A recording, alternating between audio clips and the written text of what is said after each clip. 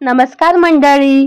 जी मराठीवरील माझी तुझी रेशीमगाठ ही मालिका अल्पावधीतच लोकप्रिय झाली होती. या मालिकेत मुख्य भूमिका साकारणारे प्रार्थना बेहरे आणि श्रेयस तळपदे होते आणि नकारात्मक भूमिकेमध्ये सिम्मी म्हणजेच सीमा चौधरी हे पात्र शीतल क्षीरसागर यांनी साकारले होते. या पात्रामुळे त्या घराघरात जाऊन पोहोचल्या. यापूर्वी देखील त्यांनी जी मराठीच्या का रे दुरावा या मालिकेत विरोधीच भूमिका साकारली होती. त्या मालिकेत शोभाच्या भूमिकेने त्या महाराष्ट्राच्या घराघरात जाऊन पोहोचल्या. सध्या त्या जी मराठी वाहिनीवरीलच नव्या कोऱ्या मालिका म्हणजे नवरी मिळे हिटलरला या मालिकेत मुख्य नायिका लीला म्हणजेच वल्लरी विराज यांच्या सावत्र आईची विरोधीच भूमिका साकारत आहेत.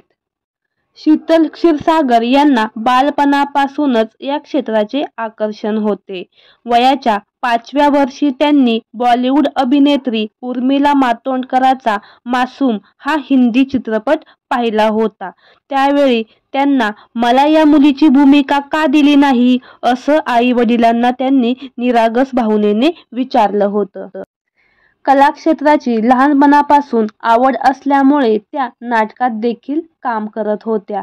त्यानंतर कॉलेजमध्ये असताना नाट्य स्पर्धा त्यांनी गाजवल्या.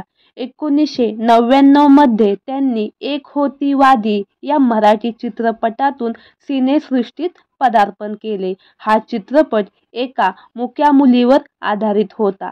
त्यामुळे शीतलसाठी ही भूमिका तितकीच आव्हानात्मक होती. मुकी असल्यामुळे त्यांना एकही संवाद नव्हता.